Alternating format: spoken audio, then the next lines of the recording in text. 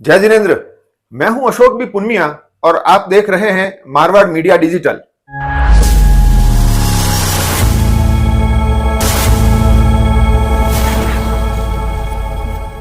सेसली तीर्थ जीर्णोद्वार खनन से प्रतिष्ठा तक के पहले एपिसोड में आपने परम पूज्य आचार्य भगवंत चिदानंद सूरीश्वर जी महाराज साहब से सेसली तीर्थ के नूतन जिनालय की भव्यता एवं दिव्यता के बारे में जाना।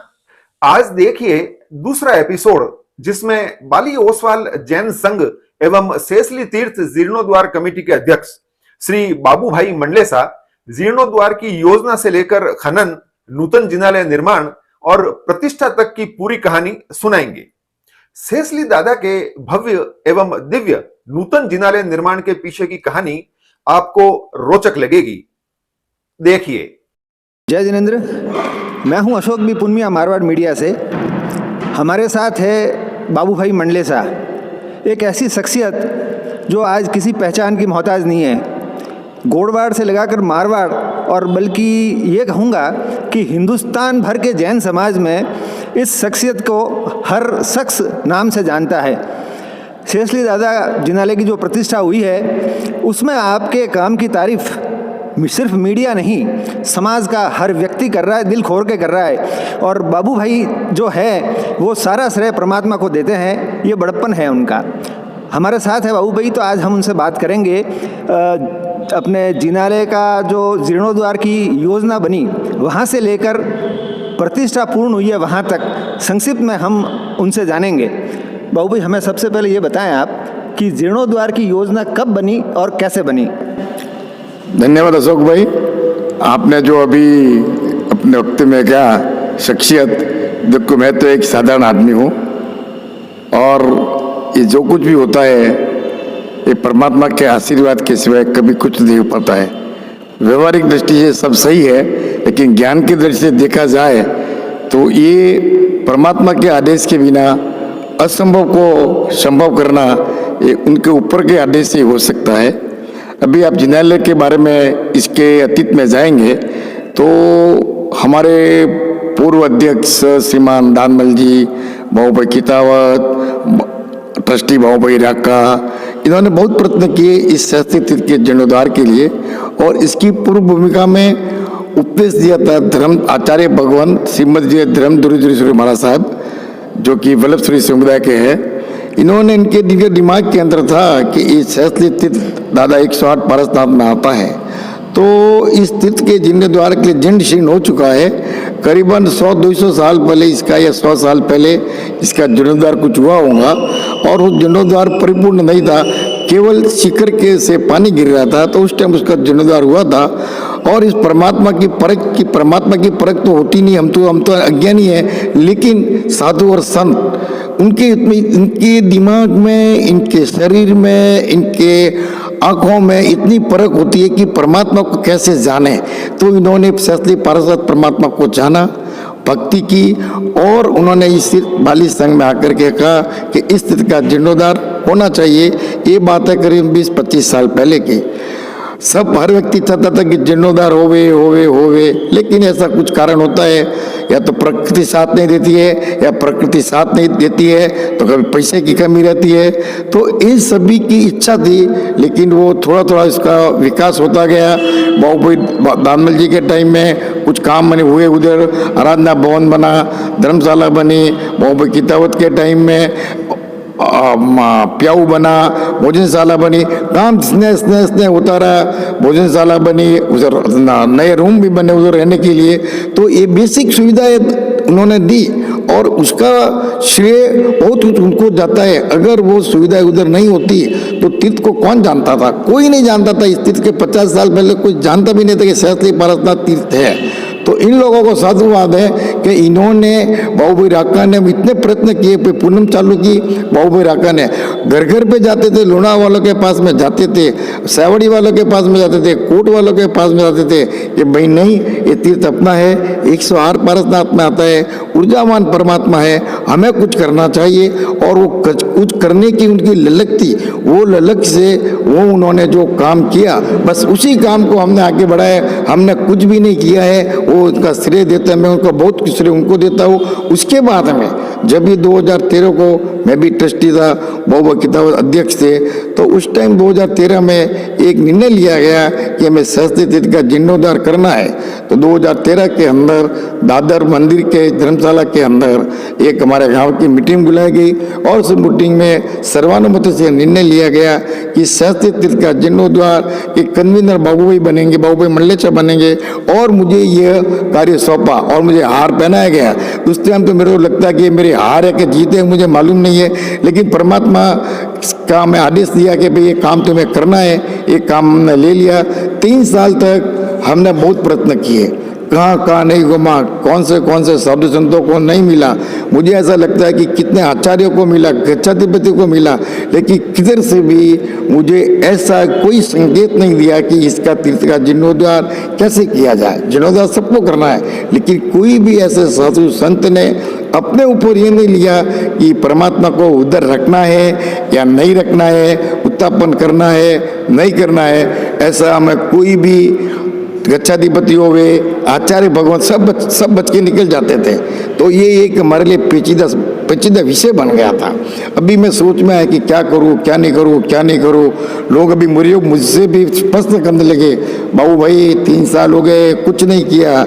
मैं भी सहमा रहता था। फिर मैं इस संत का नाम नहीं लेना चाहिए, उसने मुझे ये कहा कि बाबू भाई ये परमात्मा की ये माला है। मुझे अभी कान में मंत्र कहा और वो मंत्र को मैं रोज गिनता गया। फिर मुझे एक दिन ऐसा आया, मुझे लगा कि अब ये नहीं किया तो गांव वाले हमारे ऊपर आ जाएंगे और बोला तुमको काम सौंपा, 3 साल हो गए, इसमें कुछ प्रगति भी नहीं है।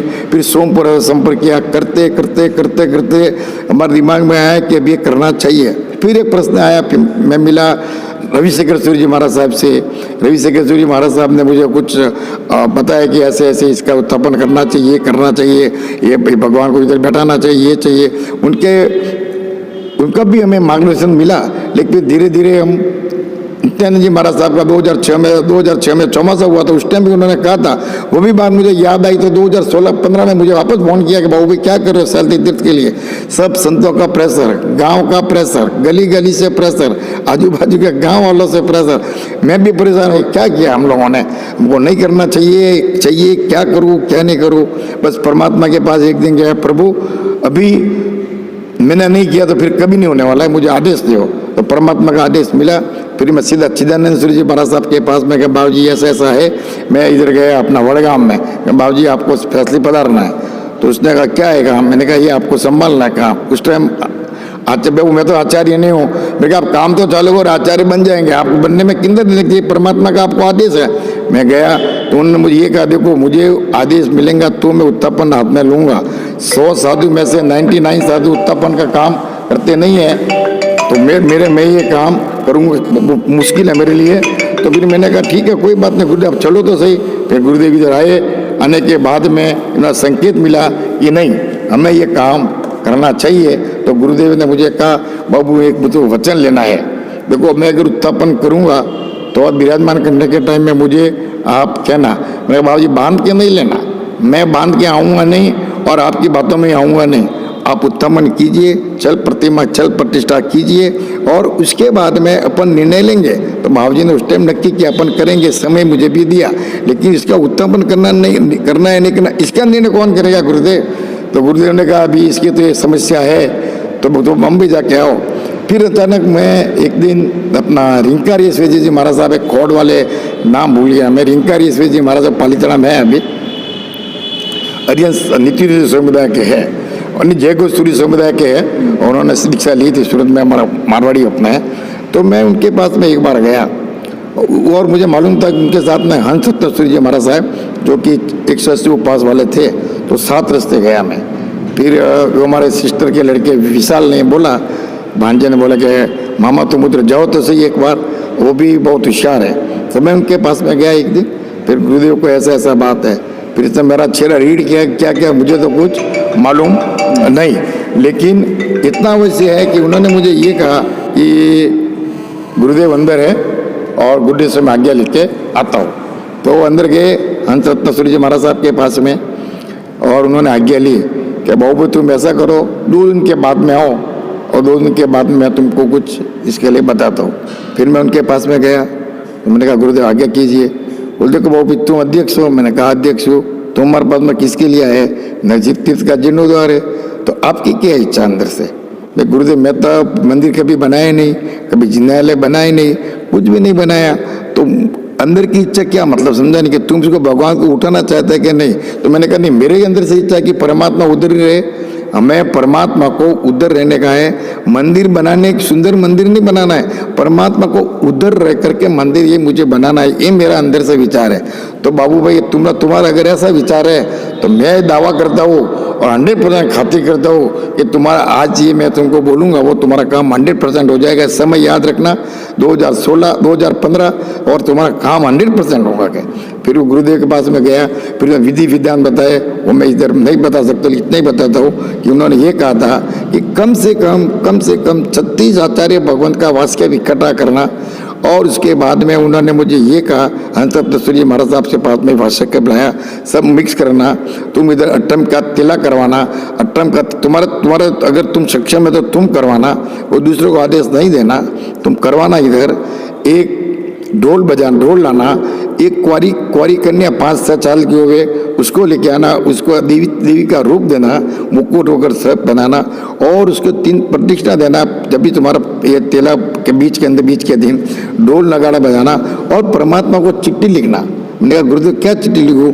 चिट्ठी मैं नहीं बोलूँगा, परमात्मा को ये लिखना कि भाई उत्थापन करना है नहीं करना। फिर हम लोग चिट्ठी लिखे, फिर मेरे मन के उद्गार लिखे कि हे परमात्मा, हम तो अबूझ अज्ञानी और इस दुनिया के अंदर मनुष्य रूप में, श्रावक के रूप में आपके पास सामने बैठे हैं, हम लोग खड़े हैं, और अभी हम आपकी मर्जी से बिना कुछ भी नहीं कर सकते हैं। हम आपको पत्र लिख रहे हैं, आप तो देवादिदेव हो, तीनों जगत के नाथ हो, तो हम आपको एक पत्र लिख रहे हैं कि हे परमपिता परमेश्वर, हम इस चीज का जीर्णोद्धार करना चाहते हैं, और जीर्णोद्धार के समय में छल प्रतिष्ठा होंगी, आपका परिवार भी शायद कुछ अलग होगा, उसके लिए हम पहले से क्षमा मांगते हैं, लेकिन ये सब जो भी हम करने वाले हैं आपकी आज्ञा से करने वाले हैं, हमारा इसमें कोई कसूर नहीं है, हमको दंड नहीं देना। ऐसा हमने चिट्ठी लिखी, और इसमें 2 चिट्ठी लिखी, प्रभु अगर आपको इधर से उत्थापन होना है तो ये चिट्ठी है, और प्रभु आपको उत्थापन नहीं होना है तो दूसरी चिट्ठी है। दोनों चिट्ठी लिखी हमने, और उसको ढोल बजाया, नगाड़े बजाए, बहुत 3 चक्कर मारे, वो दोनों चिट्ठी परमात्मा के दोनों हाथ में रख ली। फिर लड़की को 10 मिनट के बाद बोल जाओ चिट्ठी लेके आओ, तो बच्ची गई उधर, बच्ची गई तो उसको तो एक ही चिट्ठी दिखती है, वो खड़ी रही उधर, क्या हुआ? तो बोला 2 चिट्ठी लिखी, एक चिट्ठी किधर गई? हमने बोला ऐसा हो ही नहीं सकता है, बोले वापस जाओ। वापस गए अंदर, तो उसने ऊपर की चिट्ठी को नीचे रखा और नीचे की चिट्ठी को लेके आए, इसमें उत्थापन नहीं होना है। तो वो उत्थापन नहीं होने के सब लोग खुश हो गए। क्यों? कि इसमें कोई भी गुरु, कोई भी आचार्य भगवान नहीं चाहता था कि भगवान उठावे या नहीं उठावे। तो उस दिन से फिर ये कार्य हो गया, और परमात्मा की मेहरबानी से चिदानंद जी को फिर आया। चिदानंद जी के पास में गुरुदेव ऐसा है, तो गुरुदेव की निश्रा में ये सब कार्य हुआ, टेला भी हुआ, सब कुछ हुआ। गुरुदेव को मैंने ये बताया ऐसे ऐसे है करके, पानी भी लाया 5 कुओं का 8 कुओं का आचार्य वो फिर वो उत्थापन नहीं करके फिर वो कार्यक्रम हमारा चालू हो गया। उसके बाद में हम मिले पारस भाई बेड़ा वाले। मैंने कहा पारस भाई मैंने तो ये काम तो ले लिया, मैं तो अभी क्या करूं, मैं तो कुछ जानता नहीं हूँ। बाबू भाई चिंता नहीं कर, और सर के ऊपर हाथ रखा, तेरा ये मंदिर है ना जितना जल्दी उतना बनाओ, तेरे को हाथ भी देता। उसका नाम था किरण भाई पारिक पालनपुर वाले। मेरे से मिलाया, बोला बाबू भाई आओ ऐसा ऐसा काम है। बोला बाबू मैं तुम्हारे साथ में चलूंगा, लेकिन मेरा पैसा सब मैं जगह मैं दूंगा तो मैं काम करूंगा। तो मैंने कहा मेरा पैसा क्या आपका पैसा? बोल सकते 100 रुपये का नोट, इसका आपका नाम लिखा है? बोला नहीं, तो मेरा नाम लिखा है। नहीं मैं दूँ या आप दो, एक रहेगा, पीढ़ी का पैसा 1 रुपये हम खर्चा नहीं करेंगे। बोला ठीक है। फिर हमारे साथ में आए, बस सैतली लेके आया, मार्गदर्शन मिला। फिर एक दिन मुझे गिरीश भाई सिरोया मिले, तो बाबू क्या यार तू सैतली क्या बोल रहा था? तो तेरा ये आया मुकेश सोमपुरा, इससे तुम मिल, ये अच्छा सोमपुरा है। तो मैं मुकेश सोमपुरा से मिला, उससे बातचीत हुआ, सब उसका नक्शा बनाया, ये बनाया वो बनाया। उसको भी दिल लगा, उसके पिताजी के पास घर पे लेके गया कि बोला देख ये सैतली का काम है मुकेश। वो पहले इसके पहले हमने सब बताया, मुकेश मैंने ये मुकेश भाई किरण भाई के पास में ये जो योग देखिए, मुकेश भाई और किरण भाई पल्लविया पारसनाथ में मंदिर है, तो मुकेश भाई सोमपुरा था, ये एक संजोग बैठ गया। फिर मुकेश भाई को बोला देखो मुकेश भाई सोमपुरा आप हो, सब बच्चे हो, भगवान के सामने चलो, उसको भगवान के सामने लेके आया। देखो तुम्हारे पिताजी के लिए ये मंदिर इंपॉर्टेंट है। पिताजी ने भी बोला आपको हम अपना जो भी आपका नक्की करेंगे वो आपको दे देंगे कमीशन जो भी है। उधर आप 500 रुपये फीट और 1000 रुपये घनफीट चक्कर लगेगा ना तो आपको पाप लगेगा। उधर आपको 1% 1.5% जो भी देता है उसमें हमारी नजर रहेंगे नहीं, ये आप काम नहीं करना। तो उसने कहा, मुकेश ने बोला बाबू भाई ऐसा मैं गलत काम ये मंदिर के लिए तो कम से कम नहीं करूँगा, मुझे भी मंदिर बनाना है। और मैंने कहा आपको मांगते हैं तो मेरे से व्यक्तिगत ले लेना, संघ का पैसा संघ का नुकसान नहीं करवाना। साथ में हो गया। किरण भाई मिले 2-3 बार, उधर चले गए हम लोग, मकराना गए, रेट के लिए गए, पत्थर देखने के लिए 4 बार। किरण भाई बोला अभी तो नक्की करो, फिर वो नक्की जाकर के रमजान भाई मिले, मार्बल वाले सब जगह देख करके फिर इसके साथ में नक्की किया। उस टाइम जोगा ने जो ये अपने आनंद कल्याण जी वाले बैठे थे उनको भी सॉरी पूरे के लिए पत्थर लेना था, तो वो भी उनको दिया जो रेट, उससे हमारे को रेट हमको भी वही दिया था। लेकिन मैंने रमजान को पैर पड़ गया, हमने कहा देखो मेरे हमारे पास पैसा नहीं है, हमको मांग के पैसा लाना पड़ेगा, आप इतना रेट नहीं करो भाई साहब, प्लीज़ आपको हाथ जोड़ दो। तो उसने बोला अभी क्या करने का, मैं कहा 9 का आंकड़ा रख लो। तो जो रेट उनको दिया था उससे सीधा 800 रुपये कम में हमको दिया। उसने रेट तो लिख दिया, फिर 10 मिनट के बाद में बोलता है यार मैंने तो गलत कर दिया काम, ये रेट तो मैंने कैसे लिख दिया। तो किरण भाई बोले देखो तुमने भगवान के नाम से रेट लिखा है तो ये तुमको अभी मानना चाहिए, तुम्हारे को ऐसा कोई काम नहीं करना है, तुम सैतली का मंदिर बनाओ, ये परमात्मा ऐसे है कि तुम्हारे को किधर किधर पहुंचा देगा। तो एक्चुअली में रमजान भाई ने वो बात मुझे को 16 की याद आती है। आज रमजान भाई कितना ये मालिक, ये जितने भी मलिक भी बना, अपना राम मंदिर बना, सब उसका पत्र जा रहा है, वो भी इतना खुश है, देने वाला भी खुश, लेने वाला भी खुश। और अंतिम जब भी तलट शिखर का भी लास्ट का पत्र लगा और तलने का ही पत्र लगा, वही रेट में दिया, उसको भी मैं खूब धन्यवाद देता हूँ। इसने 1 रुपया भी इतने साल में बढ़ाया नहीं, जबकि उसके अंदर 2000 रुपये 1500 से 2000 रुपये घनफीट की बढ़ोतरी हो चुकी थी। तो ये परमात्मा का कैसा पुण्य, मैंने तो अपने जीवन में ऐसे चमत्कार देखे कि जो भी व्यक्ति परमात्मा को देखता है उसके अनुरूप ढल जाता है। तो फिर वो ये सिलसिला चालू हो गया, माला तक उसमें हमारे मुझे ऐसे तो मेरा पूरा ट्रस्ट मंडल सब साथ में रहा, जिम्मेदार कमेटी भी साथ में रही। इन्होंने देखो ये ऐसा ट्रस्ट मंडल ट्रस्टी मिलना मेरे लिए या दूसरे किसी गांव के लिए ऐसा ट्रस्ट मंडल, आप देखो मतभेद सब बहुत मतभेद है हमारे में, लेकिन उन्होंने मेरे ऊपर विश्वास किया। ये लोगों ने कभी ये नहीं देखा कि बाबू भाई ने कितना रुपया क्या रेट से लाया, क्या नहीं दिया, कितना खर्चा कर रहे हैं, क्या नहीं कर रहे। ऐसा ट्रस्ट मंडल का मेरे ऊपर विश्वास मैं जीवन भर में याद रखूंगा। और जिम्मेदार कमेटी में सभी साथ में थे, लेकिन बाबू भाई ने है, दिनेश भाई एसपी है, जेठमल जी जो एक्सपायर हो गए, तेजमल जी, ये हमारे सदैव साथ रहे। मकराना जाओ, जयपुर जाओ, किधर भी दिल्ली जाओ, और ये परमात्मा की मूर्तियों के लिए अशोक भाई देखो मेरा कर्तव्य था, इतना पुरुषार्थ किया इस मूर्तियों के लिए। ब्लैक मूर्ति शांतिनाथ की और नागेश्वर पार्वती मूर्ति के लिए मैं शब्दों व्यक्ति कम से कम 20 मंदिर गए, अहमदाबाद गए, नागेश्वर गए। हाँ, नागेश्वर की तो मूर्ति के लिए पत्थर लाने के पहले हम परमात्मा को बुलाने गए, प्रभु आप इस मंदिर में विराजमान हुए हो, आपको हम आमंत्रण देते हैं। और आमंत्रण इसके लिए देते हैं कि आप इधर हूबहू विराजमान हो। शांतिनाथ के भोपाल के शांतिनाथ भी गए कि मेरे बाली जैन संघ का मंदिर ऐसा बने कि परमात्मा हाजिर होवे, उधर भी गए। और इधर जो मूर्ति बनाई, ये बनाई, सबका साथ रहा, पीठ बल रहा, भले पीठ के पीछे थे, लेकिन उनका अगर मुझे बल नहीं मिला होता ना तो ये जो आप ये देख रहे हैं ना, ये असंभव था। भले ना बाबू भाई मंडले चाहे बाबू भाई मंडले चाहे, मैं इस बात को स्वीकार नहीं करता, वो करूंगा भी नहीं। ये तो बाली जैन संघ का पुण्य है। बाली जैन संघ का मैं नमन करता हूँ 108 बार कि उन्होंने मेरे जैसे एक सरल व्यक्ति को सुना और वो एक छोटे व्यक्ति को चुना कि अभी तुमको कार्य सौंपा है, तुम करना, और मेरे ऊपर विश्वास किया। इसमें हमारे से गलतियाँ भी हुई होंगी, लेकिन वो गलती देखने वाला कोई नहीं, क्योंकि मैं संभालता था। बहुत सी गलतियाँ भी होंगी, बहुत से थोड़ा बहुत नुकसान भी होगा, मैं अपना बोलता हूँ, लेकिन संघ का कभी भी 1 रुपया नुकसान होने का नहीं करने का हमने मन में ठानी थी और उस बात को परिपूर्ण किया। हम लोगों ने कोई भी संघ से कभी संघ का पैसा लेकर के हमने कोई गाड़ी में बैठे, कभी नहीं। ये प्रभु का पैसा था, जो हमारे पर विश्वास किया उस विश्वास के काबिल मैंने बनने का प्रयत्न जरूर किया है। हो सकता है कुछ भूले भी हुए, उसको मैं स्वीकार करता हूँ और पूरे संघ से मिच्चा भी दुखने मांगता हूँ मैं। लेकिन मैं बाली जैन संघ को अंतर मन से, मन की गहराइयों से, मेरे पूरे परिवार की ओर से मैं खूब धन्यवाद देता हूँ उस संघ को। और मेरे परिवार वालों ने जो मुझे साथ और सहकार दिया, हमारे भाई के लड़के, मैंने व्यापार छोड़ दिया, नहीं गया, आया, छुट्टियाँ ली, कुछ भी ली, लेकिन उन्होंने मेरा पार्टनरशिप से, भागीदारी से 1 रुपया कम भी नहीं किया कि नहीं तो भागीदार है कम कर सकते हैं, लेकिन मैंने कभी भी उन्होंने ये नहीं कहा कि अंकल आप नहीं आए। मेरे परिवार वाली धर्म पत्नी ने इतना सहकार दिया, इसका मैं शब्दों में व्यक्त नहीं कर सकता। उसके बिना ये असंभव था। मेरे पुत्र केतन ने, उन्होंने एक ही लक्ष्य दिया, पापा कुछ भी हो जाए, पैसा कम मिलेगा, अपने को ज़्यादा मिलने का व्यापार में कोई इशू ही नहीं है। ये प्रभु का मंदिर बनाना है, एक ये लोगों का एक सपना है, इस सपने को आपको साकार करने का है। मेरे लड़के ने भी साथ दिया, परिवार ने भी साथ दिया, मेरे लड़के ने भी साथ, उन्होंने एक ही कहा, परमात्मा को देखना है, गाँव को नहीं देखना है। बीच में कुछ कठिनाई भी आई, लेकिन फिर भी गाँव वालों ने मेरे पर विश्वास रखा। ट्रस्ट मंडल में कुछ, ट्रस्ट मंडल में से गलतियाँ भी हुई, मेरे से भी हुई, अपन उसके गुणों को देखा मैंने कि मेरे ट्रस्ट मंडल में गुण कितने हैं। उन गुणों को आत्मसात करके सबका साथ और सहकार लेकर के इस जिन मंदिर का निर्माण हुआ और ये प्राण प्रतिष्ठा हुई है। इसके लिए भी मैं पूरा ट्रस्ट मंडल, जिंदौर के गांव का नाविक नविक मंडल, मित्र मंडल, चंद्रप्रभु महिला मंडल, जितने भी मंडल थे उन्होंने साथ दिया, सहकार दिया। और सबके एक ही सकते, सज्जन भी रखा, उसको भी नहीं भूल सकता।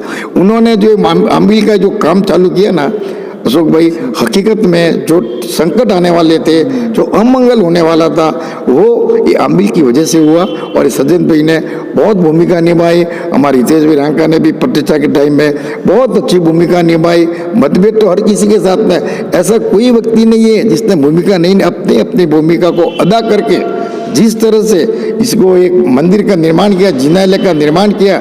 साधु संत चिदानंद जी की तो बात किया, मेरा और चिदानंद जी की तो बोलते, तुम मेरे को कितना बोलता है। साधु आचार्य मेरे को बोलता था, फिर मैं पगे पैर पड़ता था, रात को रोता भी था कि मैंने प्रभु गुरुदेव को क्या कर दिया। लेकिन उन्होंने इतना मार्गदर्शन मिला। रविशंकर सूर्य जी महाराज साहब का मार्गदर्शन नहीं मिलता ना तो शायद इसका जीर्णोद्धार भी पॉसिबल नहीं था। इन्होंने समय समय मार्गदर्शन, अरविंद सागर सूर्य जी महाराज साहब का मार्गदर्शन, और एक साधु स्वामी रत्न विजय जी, उनको तो मैं जीवन भर याद रखूंगा। इन्होंने जब मंदिर का जब भी खनन शिला था, मैं अभी संक्षिप्त में बताऊंगा कि उन्होंने मुझे एक ऐसी वस्तु दी कि तुम ये चीज़ को ऐसा इस जगह से रखना और किसी को बताना नहीं। उन्होंने भाई मंत्री करके ऐसा मुझे दिया शिला खनन के टाइम में कि जा तो ये रख दिया ना, तो व्यक्ति जो पैसा देने वाला है वो तेरे सामने से आएंगे, तू तेरे को जानने का जरूरत नहीं है। पैसा तेरे पास, लक्ष्मी सामने से आने वाली है। और हकीकत में वो चीज़ हमने की तो वैसा हुआ। और बोलूँगा नहीं क्या किया। ऐसे स्वामी रत्न विजय महाराज साहब ने समय समय पर हर मंदिर के बारे में उन्होंने तो 2-3 बुकें भी लिखी है अपने इसके धार्मिक मंदिरों के बारे में वगैरह, कैसे कला होनी चाहिए, क्या राणपुर मंदिर 8 साल से उनका भी बहुत साथ और सहकार मिला। पाठशाला बनी, पाठशाला के लिए मैं और बाबूभाई राठौड़, कांति भाई, अपना ये जेठमल जी जो एक्सपायर हो गए, पारेख, सब ट्रस्टी लोग, कम से कम मैं स्वामी रत्न विजय जी के महाराज साहब के पास 20 बार गए पाठशाला बनाने के पहले। जितनी भी बुकें थी पुरानी, जितने भी अपना पूरा धर्म का साहित्य था, खंगोल करके एक एक चीज़ निकाल करके हमने अच्छे से अच्छा करने का, पर फिर भी कुछ भूल रह गई होंगी। लेकिन ये 90% में दावे के साथ मैं कहता हूँ कि ये जो हमने चित्र बनाए पाठशाला में, ये 90% सही चित्र है। और ये इसी को भी एक सैंपल के तौर पर, उदाहरण के तौर पर एक इतिहास बन गया है कि पाठशाला जो बनी है एकदम सही तरीके से बनी है। उसमें परमात्मा को जो भी रूप दिखाए गए हैं, जैसे त्रिशला माता का या जो भी वमा माता का होता है। तीर्थंकर के अंदर क्या होता है कि जब गर्भ में आता है परमात्मा ना, तो उसका पेट ऊपर नहीं आता है, वो पेट समतल रहता है। हमने इधर ऐसे ही बताया, आप हिंदुस्तान में जितनी पाठशाला देख लो उसका पेट ऊपर आता है, तो वो गलत है। ऐसे सूक्ष्म तरीका को अलग से मार करके शील विजय महाराज साहब, उनके पास न जाने किधर अशोक भाई फिरे हम लोग। ये हमको ये ताकत प्रभु देता था, और वो प्रभु ने दी तो हम आज एक अच्छे तरीके से परमात्मा की असीम मेहरबानी से, और प्रतिष्ठा में भी कुछ भी आसुरी, देखो राम होता है ना तो रावण होता है, उसकी रावण नहीं देखने पर तो राम को देखने का, कृष्ण होता है तो कंस भी होता है तो कृष्ण को देखने का। तो वो नीति कर करके प्रतिष्ठा में सभी ने काम किया। कितने भी आए, वो एक्चुअल में देवी तत्व हाजिर था। तो हमारी क्या ताकत है, हम तो पत्ता भी नहीं हिला सकते। परमात्मा ने किया है, मैंने कुछ भी नहीं किया है।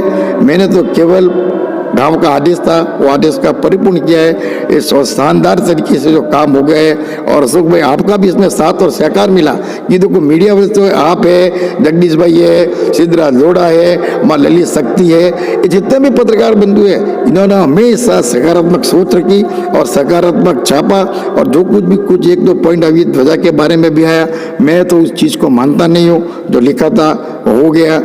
आपने मुझे ये मौका दिया और ये सब मौका दिया, इसका मैं पूरा श्रेय ओसवाल जैन संघ बाली को देता हूँ और हमारे जीर्णोद्धार कमेटी को देता हूँ। और पूरा ट्रस्ट मंडल के सिवा ये असंभव था। भले ट्रस्ट मंडल प्रतिष्ठा के अंदर कोई भी देखो एक कैसा भोला ट्रस्ट मंडल, समझो कि सरल सभा भी मेरा कितना आदर करते हैं, ये मुझे मालूम पड़ा। एक भी ट्रस्टी ऐसे नहीं कि हमको फोटो खिंचाओ आगे आओ, इन्होंने इतना अनुशासन रखा जो पूरे गांव के 81 गांव के जो भी ट्रस्टी और बम्बई भी है ना, उनके लेसन लेने के लिए है कि बालिका ट्रस्ट में ज़्यादा ट्रस्टमेंट होए ना। तो मैं आपको बोलता हूँ हर गांव और हर ट्रस्ट में के अंदर किसी का माहौल होगा, हर वो ट्रस्ट आगे बढ़ेगा। जिन्हें आगे गुरु क्या हो तो इच्छा मित्रों एक बाबू भाई एक चीज मैं और जानना चाहूंगा। मेरे को याद है जब खनन हो रहा था तो एक स्थिति ऐसी आ गई कि प्रतिमा जी के नीचे वाला जो स्थान था खुदाई में, वो एकदम ढहने की कगार पर आ गया था। और पूरे मतलब अपने समाज में, अपने संघ में एक आशंका जिसको कहते हैं वो हो गई थी। उस समय भी मैंने मतलब सुना भी था और देखा, उस समय भी आपने आमिल वगैरह ऐसा कुछ किया था परमात्मा से एक प्रार्थना के रूप में। तो उस चमत्कार के बारे में भी हमें बताएं थोड़ा। अशोक भाई, ये जैन संघ के अंदर या जैन समाज के चमत्कार नहीं होते हैं, लेकिन एक ऐसी भक्ति होती है परमात्मा के प्रति। वो भक्ति से अपने मस्तिष्क में आती है, अपने हृदय में आती है, तो भक्ति से ऊर्जा पैदा होती है। वो ऊर्जा थी एक प्रकार की। गुरुदेव ने उधर मंत्र का मेरे को ही मालूम पड़ा। मैं भी प्रभु के पास, प्रभु क्या आज हमें क्या करना है, हमें क्या करना चाहिए। अंतरात्मा से आवाज आई, बस तू मंत्रोच्चार करो, कुछ भी नहीं। मेरे अधिष्ठायक ने कहा कि मैं इधर हूँ, तो चिंता ना कर, तेरे को सभी को मालूम होना चाहिए कि अधिष्ठायक का इधर जीता जागता अधिष्ठायक है। और ऐसा मैं कितनी बार देख चुका हूँ। अब ये घटना जो हुई, मैं घर पे जा रहा था 22 तारीख को, और पूरा घर के बाहर मुझे कुछ ऐसा दिखा कि मैं पूरा एकदम गिर गया, पूरा सो गया। और आप नहीं मानोगे चमत्कार है क्या, मेरा मोबाइल भी हाथ में था, मोबाइल को कुछ भी नहीं। वो सब लोग आगे क्या हुआ, मैं तो खड़ा हो गया, कुछ भी नहीं हुआ। शरीर के अंदर से खून निकला, कुछ भी नहीं देखा, अंगूठे को मोचा, कपड़ा सब खराब हो गया, फिर मेरे को कुछ नहीं हुआ। तो ये प्रभु का अधिष्ठायक हर जगह मौजूद है। इधर अधिष्ठायक सच्चाई से काम कर। दादा मनमोहन पारसनाथ, ये जितने भी काम हो रहे हैं ना, एक ही दादा मनमोहन पारसनाथ, आप इसको जानो, इसको समझो। ये प्रभु बात करता है, बात करने वाला चाहिए। ये प्रभु के साथ में समर्पण हो जाए। उसको बोला प्रभु मैं तो छुट्टा हूँ, तुम अभी तुमको देखना है। तो ये मनमोहन दाना जितने भी, जितना ही प्रतिष्ठा जीर्णोद्धार, इसके सिवाय असंभव। अच्छे साधु संतों ने चतुर्मास किए। आशा महाराज हो गए, कमल बरवासिर जी, रविशेखर, बोला ये प्रभु बोलता है, ये प्रभु बोलता है। चिदानंद जी बोलता है, ये प्रभु बोलता है। और कलापुर से महाराज साहब इधर आए थे, तो उनसे बातें कर रहे थे। तो गुरुदेव मैंने कहा, मैं भी ट्रस्टी था, बाबू जी आप क्या कर रहे हो। ये प्रभु जीता जागता प्रभु बोलता है, तुम बुलाओ इसको, तुम इसकी आशा इतना मत करना। तो बस ये मनमोहन दादा की असीम कृपा रही। ये पूरी तल शिखर तक ये मनमोहन दादा की प्रभाव बना रही। और हम मनमोहन दादा की प्रभावना से आज भी इतना चमत्कार है, आप बोल नहीं सकते इतना चमत्कार है। अब जो चाहो मिलता है इधर, ये जो चाहो मिलता है। और परमात्मा की असीम कृपा से निर्विघ्न, अरे 2013-16 में चालू किया, 25 में खत्म हुआ। एक लड़की गिर गई 1 साल के ऊपर से, जब समझो एक ऊपर से शिखर से समझो ना गिर गई, मैम तो सब प्रॉब्लम हो गया। लेकिन 10 दिन के अंदर लड़की वापस ठीक हुई, कोई दुर्घटना भी न घटी। और इस तीर्थ के बारे में इतना ही कहूँगा कि जब जो कोई भी मजदूर, उन्होंने कहा उनके मुखारबिंद से कि ऐसा जिन्होंने हमने बनाया है, इधर काम भी किया है, लेकिन ऐसा संघ हमने कभी नहीं देखा। हमारे लिए पूरी नींबू पानी की व्यवस्था है, चाय की व्यवस्था है, गर्मी में गर्म 48 डिग्री हुआ, 46 डिग्री हुआ तो 4 घंटे हमने काम नहीं किया। हमने पैसा वेतन भी कम नहीं किया। और इनको रहने की ऐसी सुविधा दी, ये बोले हमारी ज़िंदगी के अंदर ऐसी सुविधा किधर भी नहीं मिली। तभी मूर्ति का हमने मूर्तियाँ बनाई, पूरे सभी मूर्तियाँ इधर बनी, पूरे विधि विधान से, मांगलिक से, नमो निरंतरम का जाप चालू था, अखंड दीपक, और जो भी मूर्ति बनाई जितने भी कारीगर थे, जितने महीनों तक मूर्ति बनी, इसका मैं फिगर आउट नहीं करूंगा। उनको 5 ग्राम का चांदी का सिक्का देते तिलक करके, तो उनके भाव रहते थे। और जब भी जाओ उनको सो जाओ तो आप नया कपड़ा पहन करके, पूजा के अबोट वस्त्र पहन करके ये मूर्ति बनाई है। ये मूर्ति ऐसे बनी नहीं है, ये तो मतलब समझो कि इसके अंदर इतनी मतलब प्रभु ऐसे हो गए हैं ना, ये कभी बोलेंगे कभी बोलेंगे, ऐसे विधि विधान से मूर्तियां बनाई है। ऐसे बनाते हैं तभी उस मंदिर की ऊर्जा होती है, और जब ऊर्जा आती है भगवान के अंदर तो ये मंदिर की प्रतिष्ठाओं के अंदर निर्विघ्न होती है। और उसके अधिष्ठायक हाजिर हजूर है और हाजिर हजूर रहते हैं। ये मनमोहन की मेहरबानी, दादा भैरव बाबा की मेहरबानी। अभी भैरव बाबा की बात करूँ मैं, अभी मुझे वो आदेश कैसे क्या मालूम पड़ा कि आज गुरु पूर्णिमा है, आज भैरव बाबा को मंदिर का मूर्ति का आदेश देना है। मैं आप नहीं मान लेंगे, मैं 4:30 बजे निकला इधर से, जसोल गया, और जसोल जाकर के अभी मेरे पास में समय भी नहीं थे। मूर्ति को जसोल के पास में गया, उसके आदमी के नाम राजू के क्या कुछ नाम है, अमित को पैर पड़ गया। तो अरे क्या करते हो, पैर क्यों पड़ रहे हो मेरे? फिर भाई मेरे भैरव बाबा को लेने आया हूँ और तुम कितना पैसा लोगे, इतना इंच बनाना है। बोले सेठ मेरे को आज तक मेरे को पैर नहीं पड़े, आप पैर क्यों पड़े? देखो मेरा भैरव बाबा, तुम ही मेरे भैरव बाबा को बनाने वाले हो, बेटा अच्छा बनाना। उन्होंने पैसा दिया मैंने इनको, तो बोला मैं बना दूंगा। फिर और लेने के लिए गया तो इसके शब्द थे, नहीं मैं नाकोड़ा जी का भैरव बाबा तो नहीं बना, लेकिन नाकोड़ा जी का भैरव बाबा का अंश उसमें डाल दिया, आप लेके जाओ। और आज जब भैरव जी का मंदिर, आज भैरव जी की मूर्ति देखते सभी लोग के नाकोड़ा जी का, ये परमात्मा का वह पुण्य देखो, ये परमात्मा का पुण्य। भैरव बाबा, भैरव देव की, नाकोड़ा भैरव देव की मूर्तियाँ कैसे बनी आप देखो जाकर के, माणिभद्र, अरे वो कितने मतलब परमात्मा का पुण्य है। देखो हम तो एक निमित्त बन गए, ठीक है, आदमी छोटा आदमी काम कर रहा है, लेकिन ये परमात्मा के पुण्य बिना अशोक भाई ये बिल्कुल असंभव था, और इस असंभव को परमात्मा ने संभव करके दिखा दिया। देव गुरु धर्म की प्रभावना बहुत से साधु संतों ने सहकार दिया, धर्मधर देव महाराज साहब ने भी सहकार दिया, ऐसा कोई संत ने जिन्हें सहकार नहीं दिया। और ये आज 18 गच्चा देवी के पास में गए, उनसे वासक्षेप लाया, वासक्षेप ला करके हिंदुस्तान के अंदर 18 गच्चा देवी का वासक्षेप ला के प्रतिष्ठा करने में ये शास्त्री प्रथम स्थान रहेगा। ये माइंड दिमाग में आया। सज्जन भाई राका के पुत्र हितेश राका ने, वो अंकल ऐसा करो आप, तो हमने किया, उसकी बात मानी, और जिस गच्चा देवी के पास वो भी गदगद हो गए। इन्होंने आशीर्वचन दिया, ये सब दिया, उसका आज परिणाम आप सबके सामने। अशोक भाई, आपने सब न्यायालय के बारे में पूछा, लेकिन यहाँ के और अन्य सुख सुविधाओं के लिए मैं आपको ये कहता हूँ कि जो यात्री भवन बना है, ऐसा बेजोड़ यात्री भवन आजू बाजू के किसी भी गांव में ऐसा यात्री भवन देखने को आपको नहीं मिलेगा।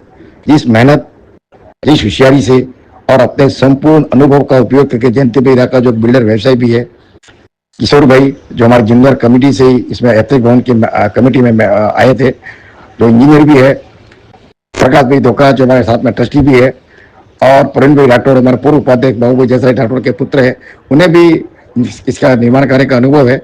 और जिन्होंने जिस मेहनत और जिस पुरुषार्थ से इस यात्री भवन को बनाया है वो तारीफ काबिल है।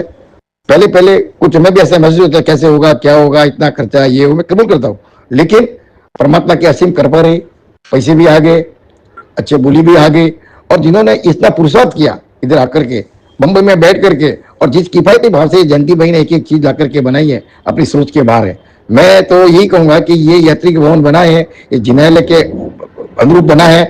अनुरूप का मतलब कि ये इधर आकर लोग रहेंगे, सुख सुविधाएं देंगे, तो परमात्मा की भक्ति वगैरह सब कर सकेंगे, उसके अंदर कोई जिन्यालय बना है। और आने वाले भविष्य में ये जिन्यालय की महिमा तो बढ़ेंगी, लेकिन यात्री भवन रहने से भी इस चीज का और विकास होगा, ये मैं अपने दावा के साथ में कहता हूँ। अभी हमने तो सब कुछ कर दिया, लेकिन अभी पोसवाल, श्वेतांबर, तपाकत, मूर्तिपुर, जैन संघ के आने वाले भावी ट्रस्टियों की जिम्मेदारी है, कार्यकर्ताओं की जिम्मेदारी है, और सभी सदस्यों की जिम्मेदारी है कि इसे मेंटेन कैसे करें, कैसे शांतिपूर्वक इसका मैनेजमेंट करे, और लोगों को इधर आने के लिए प्रेरित करे कि परमात्मा का दर्शन करे, और इस तीर्थ यात्री भवन को पूरी तरह से मेंटेन करके चले। पूरी टीम को, जयंती भाई हमारे साथ में ट्रस्टी भी है, इसके बाद में प्रकाश भाई धोखा वो भी ट्रस्टी है, हमारे किशोर भाई राठौड़ जो भी बिल्डर भी है और इंजीनियर भी है, और प्रवीण भाई राठौड़, खूब उनको साधुवाद देता हूँ, धन्यवाद देता हूँ। आपकी मेहनत कर कर रंग लाई, और आपने जिसने ये बनाया, भंडारी से पत्र लाए, मांगीलाल जी, खिमी लाला ने, उन्होंने भी साथ और सहकार दिया, आर्किटेक्ट रोहित भाई सुतार ने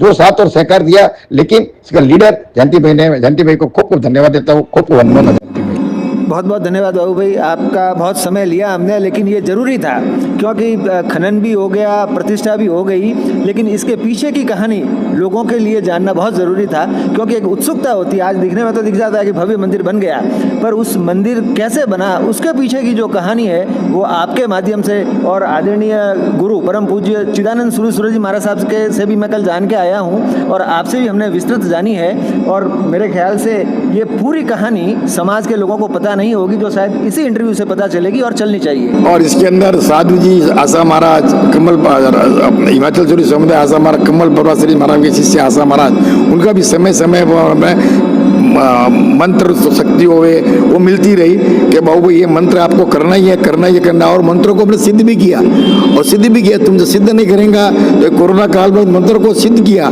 सिद्ध करने से जो आसुरी शक्तियाँ थी वो दूर हट गई। आशा महाराज, तत्वदर्शिता श्री जी, भव्य दर्शिता श्री जी, वल्लभ सूरी समुदाय की चिदानंद सूरी महाराज के साथ बहुत प्रोग्राम में भी है, उनका भी साथ और सहकार मिलता रहा। सहनशीला जी महाराज साहब, कमला महाराज, सहनशीला साहब महाराज साहब का भी मैं समय समय पर कहा बाबू ये करना, वो करना, ऐसा करना, वैसा करना। तो ये मंत्र शक्तियाँ हमारे को बचाती रही। उन्होंने मुझे की ऐसे बार बताया कि बाबू ये करना ही पड़ेगा, नहीं तो तुम काम बंद भी हो गया था, तो ये काम करो, तुम्हारा ये काम होगा। मतलब ये हम मंत्र शक्ति को सिद्ध करके, मंत्र शक्ति बना करके, मंत्रों को रोज गा करके, ये मंत्र गिन करके ही तुमको काम करने के, कार्य करके ही तुम्हारा काम करने के, चाहे मंदिर होवे, कुछ भी होवे। और चिदानंद जी महाराज ने कहा कि जो भी तुम नया काम चालू करेगा तो पहले मनमोहन भारत की आज्ञा के बिना कुछ भी काम नहीं करना, और वही काम हो गया। परमात्मा की मेहरबानी, आज्ञा ली।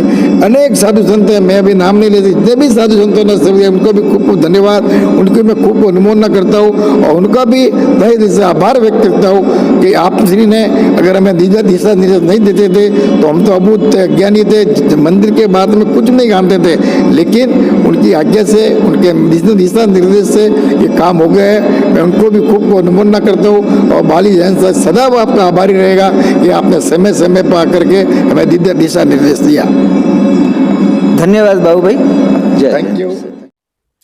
मारवाड़ मीडिया डिजिटल देखते रहिए, क्योंकि आने वाले समय में हम आपको और भी ऐसे कर्मवीरों से रूबरू करवाएंगे जो सेसली जिनालय और नूतन यात्रिक भवन के निर्माण में बहुत ही गहराई से जुड़े रहे हैं, और जिन्होंने प्रतिष्ठा की सफलता के लिए अपने दिन और रात एक कर दिए थे। अगर आपने अभी तक हमारे इस YouTube चैनल को सब्सक्राइब नहीं किया है तो अब तो कर ही दीजिए। नीचे के सब्सक्राइब के बटन को दबाइए और घंटी का बटन दबाना भी मत भूलिए, ताकि आपका और हमारा अटूट रिश्ता बना रहे। धन्यवाद।